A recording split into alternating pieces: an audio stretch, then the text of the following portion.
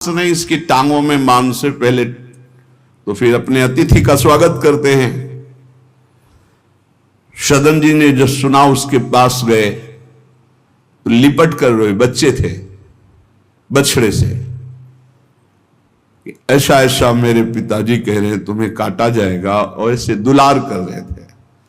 बछड़े के भी देखा आंसू निकल रहे। हर जीव को पता है, कष्ट का पता होता है। तो उसने कहा एक भागवतिक महापुरुष का जीवन बदलना है, इसलिए मानो बछड़े ने कहा कि तुम अपने पिताजी से कह दो उचित तो यह है कि पहले मेरी गर्दन काटे। तो सदन जी ने कहा ऐसा क्यों?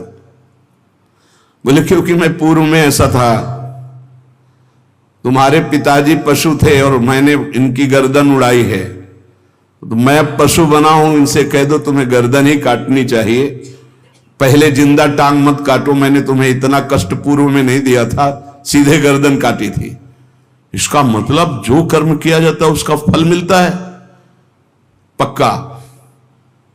मैंने पूर्व में तुम्हारे पिता की गर्दन काटी थी इस जन्म में, इसीलिए मुझे पशु बनना पड़ा, और तुम्हारे ही पिता मेरी गर्दन काटेंगे पक्का, तुम रोक नहीं सकते क्योंकि वो विधान है। पर वो पहले टांग ना काटे, पहले गर्दन काटे। अब ये घटना उनको बहुत चुभी। जीव को अपने कर्म का फल भोगना पड़ता है जन्म जन्मांतरों में। बच्चे ही थे, कुछ संत मंडली जा रही, यही है मत की रति गति भूति भलाई, जब जे जतन जहां जे पाई, सो जानो सत्संग प्रभाव। सत्संग का एक अमोघ प्रभाव होता है। वो संतों के सामने गए, चरणों में लौट गए, बालक थे। संत जनों ने उठो उठो बच्चे, तो रोते हुए बोले कि हर कर्म का फल जीव को भोगना पड़ता है, कोई ऐसा साधन है जिससे कर्म का फल ना भोगना पड़े और जीवन मुक्त हो जाए, जीव मुक्त हो जाए? उनका भगवान का निरंतर नाम रटना। श्री हरि हरि नाम निरंतर रटे और स्वयं किसी जीव को कष्ट ना दे और संतों का संग करता रहे तो जीवन मुक्त हो जाएगा। बस छोटे से बालक सदन जी में बात बैठ गई, बस अंदर शुरू कर दिया हरि श्री हरि श्री हरि श्री हरि। संतों की बात मान ले तो परम पद जेब में है। अब पिताजी जब तक रहे तब तक वो वध करते रहे जीवों का, लेकिन सदन जी ने कभी किसी का वध नहीं किया। वो कुल परंपरागत भगवान ने देखा कि ये तो बड़े सिद्ध शालिग्राम हैं, इनमें तो चक्र का चिन्ह भी है और ये इससे मांस तोलते हैं। अश्रुपात होने लगे संत जी के कि ऐसा अनर्थ करते हो, तुम भगवान के भक्त हो। संत जी ने सदन जी से बताया कि ये जानते हो तुम्हारे बांट नहीं है, स्वयं शालिग्राम भगवान है, और इतना घृणित कार्य कि तुम इनसे एक तरफ मांस और एक तरफ शालिग्राम। बड़ी उनको व्यथा हुई। सदन जी ने कहा मुझे कुछ पता नहीं, मैं नहीं जानता, मेरे लिए तो ये बहुत सिद्ध बांट है, मैं जितना ग्राहक मांगता है उतना ही, आधा किलो तो आधा किलो, 5 किलो तो 5 किलो बन जाते हैं। आप देखो अपने कुल कर्म को कर रहे हैं और नाम जप कर रहे हैं, और संतों की कृपा है। तो देखो अचानक रास्ते में भगवान शालिग्राम जी मिले थे। उन्होंने कहा अगर ये भगवान है तो आप ले लो, हम तो सेवा पूजा कुछ जानते नहीं, आप इनको ले जाओ। संत जी ले गए, और देखो ये हृदय में बैठा लीजिए, संत मिले मतलब आखिरी जन्म हमारा है। विश्वास अगर कर ले, पक्का समझ लीजिए ये तुम्हारा विश्वास काम करेगा।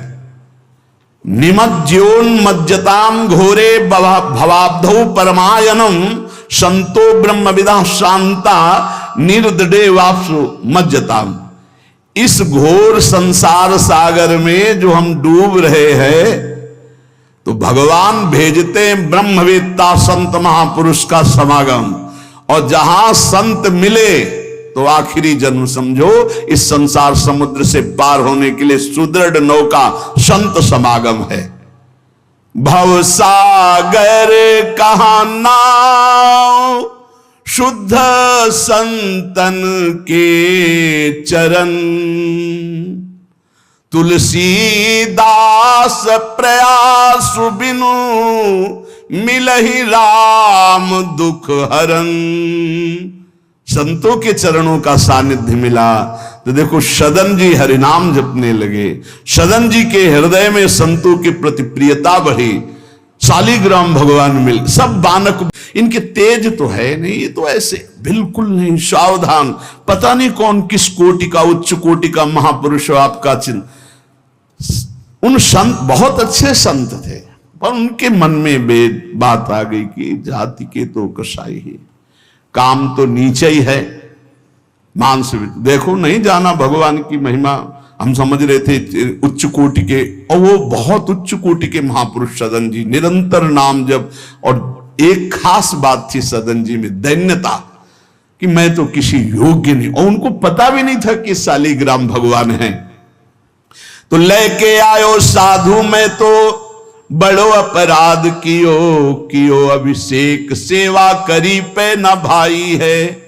ये तो प्रभु रीझे तो पे जोई, चाहो सोई करो गरो भरी आयो, सुनिमति बिसराई है। तेई हरि उरधारी डारी दियो कुलाचार, चले जगन्नाथ देव चाह उपजाई है। मिले एक संग संग जात वे सुगात, सब तब आप दूर दूर रहे जान पाई है। संत जी ने बड़ा अभिषेक किया, वेद स्तुति की, भगवान को भोग लगाया, बड़ी प्रसन्नता से उच्च सिंहासन पर विराजमान किया। भगवान उसी समय आकाशवाणी हुई, ए साधु,